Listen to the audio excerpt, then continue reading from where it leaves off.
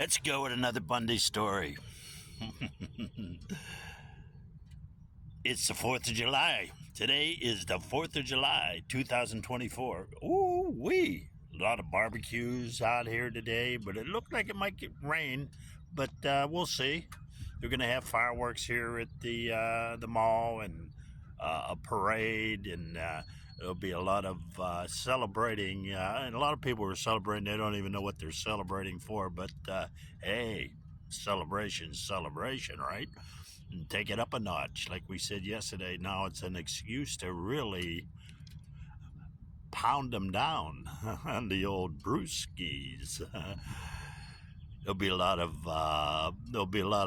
verbal abuse today. There will be a lot of physical abuse today to usually women and children. Children, they kind of get in the way, but when the drinking gets heavy, so we'll see what happens there. We'll watch the news and see how many people got damaged. There'll be a lot of them, but some will be in jail for drunk driving. But hey, that's the risk they take because they can't quit drinking.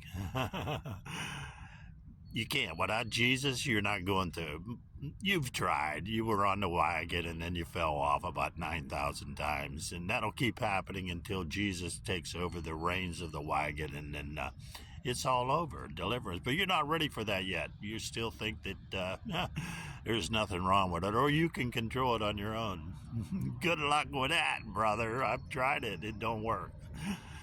But this story I'm going to tell you, Bundy has a very small part in it, and that's why I'm going to throw it out there, because Bundy is in the small part. But these are Bundy stories, and I thought up this one on the way here.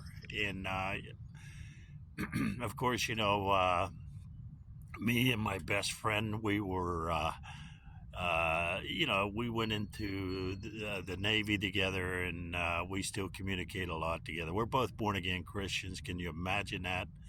Beautiful. Jesus can deliver and salvage any damaged life. He can transform anybody and he'll restore the damage that Satan did to you. If you would only just reach out, cry out to the Lord. Are you ready for that yet? Well, I hope so, but we'll see. But maybe the drinking today will bring you to that decision while you're laying in jail. We'll see. But me and my friend, we were drinkers, even as teenagers. And this story is we were teenage drinkers. Somebody bought us a case of beer. We drank some beer, and then we were going to go to the football game, down in our little hometown. And of course, we were going to take a few beers with us. The problem is, here's the problem with families. The parents drink, and they think that it's not going to affect the children. They go, well, they might even tell them not to drink and not to drink too much. They never say don't abstain from liquor altogether. They say, well, don't drink too much. Don't get in trouble. Don't get arrested. And but they're not going to say don't drink at all, because they're drinking right in front of them, and they're doing their insanity right in front of them. It just don't work that way. I know people that go, well, my kids, they smoke pot. What are you going to do? We did it. Yeah, we were wrong, stupid, but we can't admit we're wrong, because the ego won't let you do that. Because if you say you were wrong, you might be wrong in a lot of areas. You might be wrong in every area, and that's when Jesus has an opportunity to come into your life, because it's a very dangerous place to be, to see that you were wrong and you are wrong, and you're either at that point going to jump off a bridge or cry out to the Lord. We'll see what happens, but it's very dangerous. But so we're going to the football game. We both have 2 cans of beer apiece. We got jackets on, so it must have been in August. It must have been, football weather. We're walking up this hill, this road between 2 hills. There's nowhere to go. We're walking up, and we never paid to go into the football game because they cut a big hole in the fence and everybody walked right through it. It just seemed like that was the way it was supposed to be. Nobody paid. So we're walking up this hill, and here comes a police car.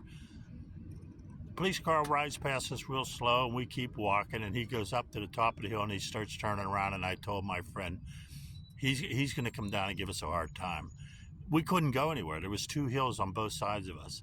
So he comes down, he pulls over to the curb, and he gets out, and he walks up, and he goes, "Hey, boy, what's going on? Where you going?" We go, "Well, we're going up to the football game, you know?" And he goes, "Yeah, you going up to the football game?" "Yeah, we're going to the football game." He goes, "You wouldn't be taking any beverages with you, are you?" We're like, "No, come on." He goes, "Take your hand out of your pocket." My friend takes his hand out of his pocket. A beer pops out and rolls down a hill. We watched the beer roll all the way down to the bottom of the hill. He said, "Take your other hand out of your pocket." Another beer pops out and it rolls down too. It catches up with the first beer and it rolls all the way down. So he looks at me, he goes, "Take your hand out." I take my hand out, pop, there goes another beer. The 3 beers rolling down the hill. He goes, "Take your other hand out." I take my other hand out there. Now we got 4 beers rolling down the hill, all the way down to the bottom of the hill. And he looks at us and goes, "Get in the car." So we get in the back seat of the car. He's going to drive us down to the local police station in the town that we're in. And we know him. He knows me. He literally, he knew I was probably the one that was breaking all the streetlights in town. But that was my little hobby. And so we're riding to the police station. And my friend goes, "Come on, man, give us a break." And you know, he ain't going to give us a break. No way, man. He was so happy he caught us doing something. So I told my friend, I said, "Don't even ask him, man. He's just, you know, don't even try to ask him." The guy, you know, I told my friend, "Don't waste your time, man." So we get in the police station, you know, and we're sitting there. He goes, "I'm going to call your parents," you know. And it's like, "Oh, okay," you know. So he's going to call my dad. He's going to call my friend's parents, you know. And so we're sitting there waiting for our parents, you know. And my friend, he threw up. He actually threw up all over the floor. And the desk sergeant goes, "Hey, man, go in the hallway there. There's a bucket and a mop. Clean that up."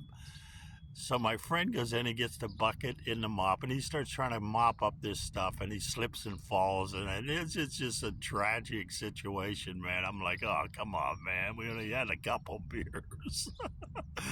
You know, but we were young and dumb, you know. So, you know, after he cleaned it up, we're both just sitting there waiting for my parents. Here comes Bundy. Bundy comes in the room of the police station. He looks at me and he goes, "What's going on here?" I go, "Yeah, we took a couple beers at a football game, you know, and the cops grabbed us, brought us down here and called you." He throws me the keys to the car that he drove down there in, probably the 1960 Corvair.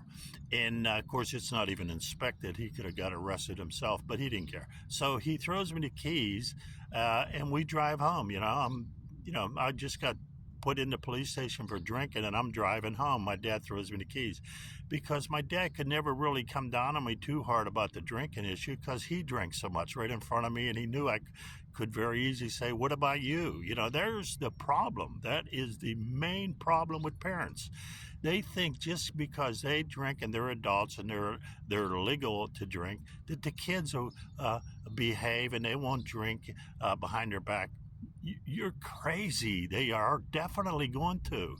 Yes, they all do. All my friends did. I did. That's just the nature of the beast. You know what I mean? So my friend, I left. I don't know. I guess my friend's family came too, but me and him had so much fun together, and I got a lot of stories about him. But Bundy, the small part that Bundy played was he threw me the keys, said, "Let's get out of here," and when he left, there was no charges or nothing done other than that.